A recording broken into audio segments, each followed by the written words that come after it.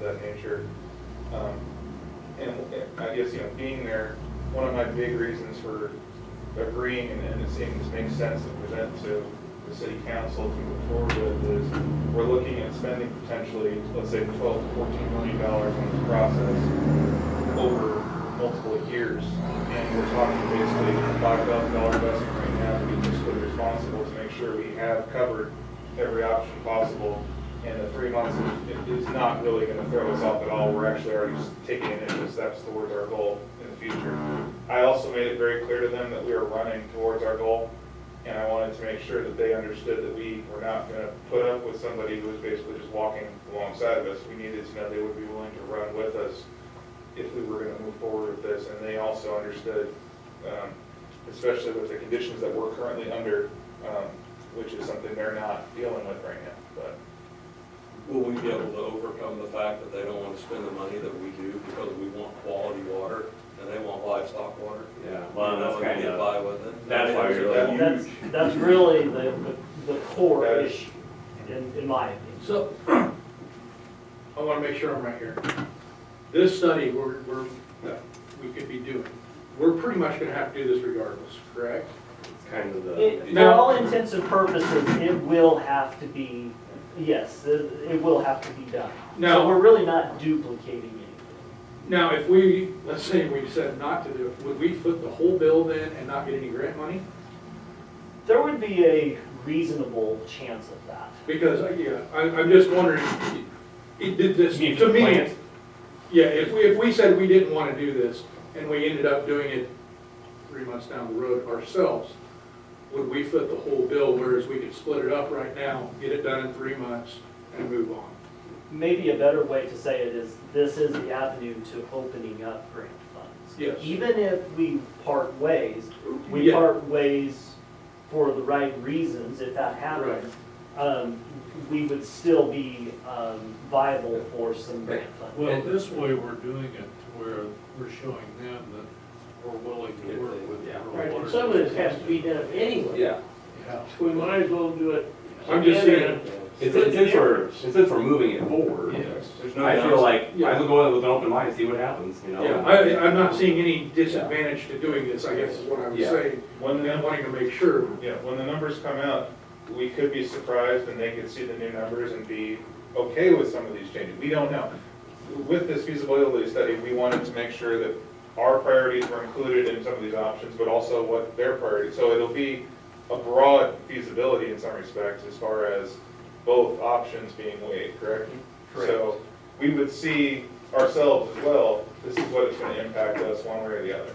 Stuart, will this like tell them the lifespan of the current plan and the projected plan would be? Give Oh, you that that's- type of projection? That's gonna be, I'm not gonna say it won't, but that is a pretty subjective, issue. They will say right in front of you that their plan is in great condition. It's 15 or 14 years old. I'm not saying it's not in good condition, but there are some things that need to be done to it in order Well, to bring it up to snuff. And I So, think we need to make sure that those issues are brought up. okay, that can be part of their consultant's scope. Yeah, because our current plan will do the same thing. Pretty much is what theirs is, so I mean, there's. And actually, that 14 years is the addition that they put onto their facility. They still have a base structure that they started with that's much older than 14 years. I believe 90, 70s or something. 19, I thought Yeah, it is. Now, I will say that the concept that is being talked about is virtually all of that original infrastructure would be wiped clean if an expansion were to take place. So their very first original plan would. Not the same. And so would this talk a little bit of all about, like, the quality of the water that comes out of those expansions? We kind of know on this, our new one, what it's gonna spit out. I mean, they should kind of know on their type of technology what it spits out. Is that something that we would Yes, see to say, hey, That will be this addressed. is parts per million of this versus this one? I mean, because I think that's something we have to see if we want to live with, because maybe it pretty much tackles it all, but it's, here versus here, right? Mhm. Yep. The feedback that I've been getting is people want the good water. They want the best water that we could give them. And because I think there's health concerns in the community that people are thinking is derived from the drinking water. And if we come up with the right solution, I think we address all those issues, so people feel good about what they'll be consuming. That's the feedback that I've been getting. And we did make that pretty clear that that was our goal. And we have also concerns about government regulations getting more stringent as they move forward versus, you know, they generally don't ever roll them back. No. So, again, it was a very constructive meeting. It was, I give total credit to the facilitator. He did a wonderful job of keeping us on track and keeping it. But there was no need for civility. It was handled in a very professional manner all the way through. Everyone was listening and open to everyone's discussion. I do believe we may have some sticking points, but I believe that this is something that should make sense at this time for us to move forward with. So what's our next step? So basically, I'll just kind of let them know that we're on board with it, you know, The 'cause- next step is to actually come up with an interlocal Yeah, agreement. thanks. So myself and the attorney, the facilitator, and then World Water II's attorney will come up with an agreement which lays out, obviously payment for this feasibility study, the phasing, and exactly the scope of what we want out of it. And then we send that to KDHE, that gets us our grant funding, and then we can get going. So, I think it's a good route to go. It looks like will get us where we need to be. You have that done tomorrow, Katie? And the nice thing is, yeah, we're on it. I like the fact that we're, you know, you have to have one entity that does it, but I like to be, I like to be in the driver's seat, too, you know, in a, as far as a administrative standpoint, not a control And standpoint. then we can actually get our funding Well, and we can keep it from going, the other. which helps everybody. Yeah, because I don't like the idea of someone walking and someone running and. That's what's happening. Any other questions for Stuart? Thanks, Stuart. Okay, Thank you. Andrew, thank you, and Jason for your Yes. efforts on this It matter. was a good 2 hours. And Katie, I think she was in on that too. Yeah, thank you, Katie. Okay, anything else, Jason? All we had on that issue, or, Or anything? yeah, well, we have, under revised agenda, Oh, yes, yeah, okay. sorry. Airport. Yeah, I kind of want to get this on your radar, and this will end on, should be pretty quick, but, as I said, when Jason Nipp stopped by that day, he also talked about our airport master plan studies, sounds like something we just did, I think we started that process 10 or 12 years ago, or, yeah, it's pretty old. And so those get outdated, the building, the property owners change, the airspace changes, and obviously has a new runway, so basically, we have a pot of money that, it's federal grants that the FAA puts aside that we can take advantage of for all sorts of airport infrastructure, we have taken advantage of it. And so in order to do that, you have to have your, airport master plan, up to date.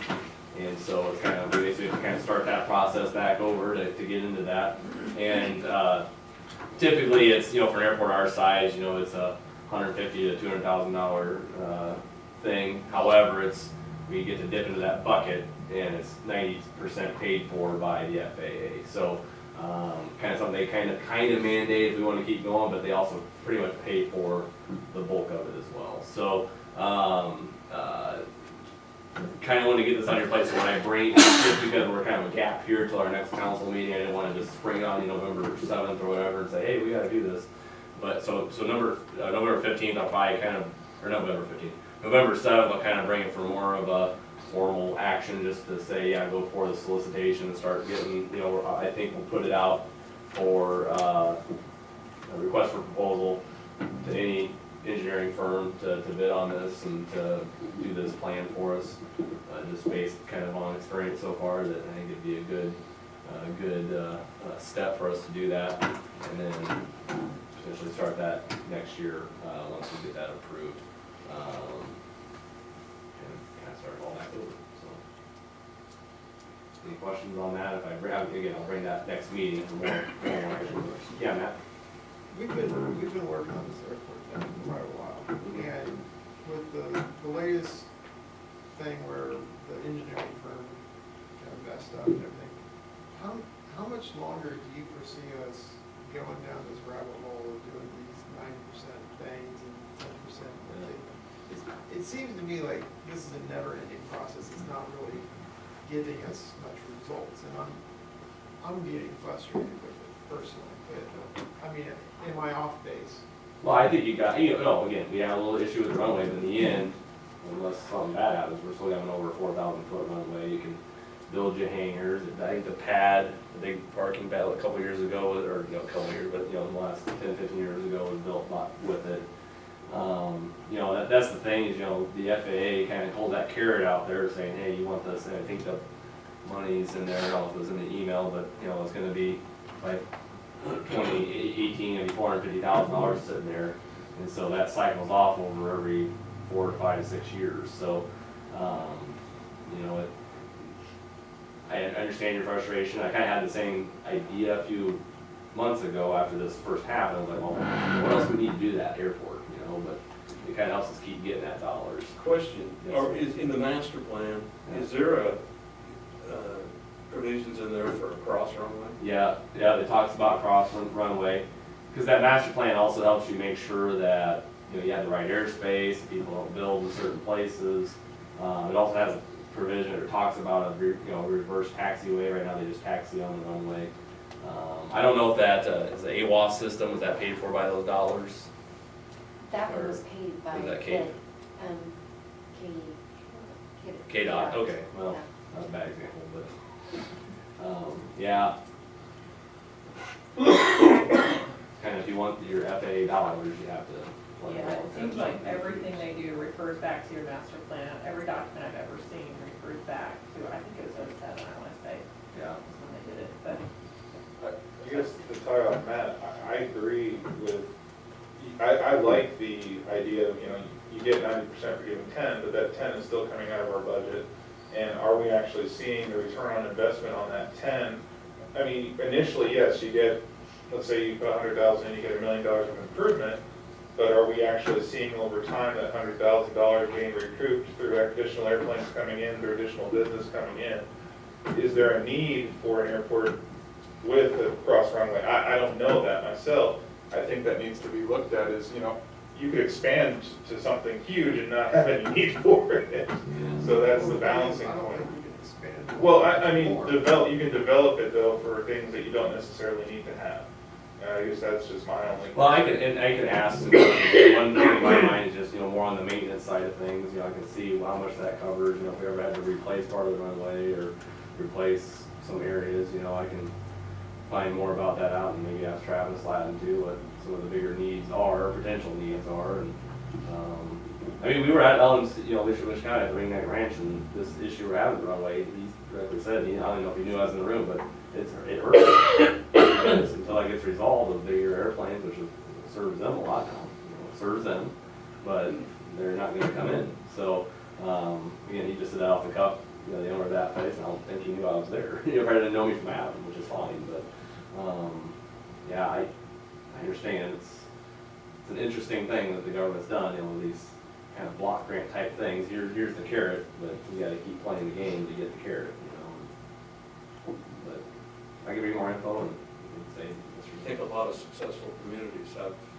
they maintain their airports, and I think it's an ongoing expense, but it's, if you wanna grow, you gotta keep things out there to keep it growing.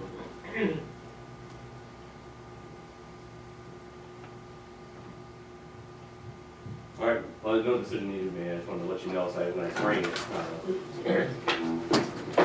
Thank you, Jim. Yep. Stand adjourned. Thank you, y'all, for coming out. Andy? I have a question for you. Felt so bad for Tony Lee in that picture you took.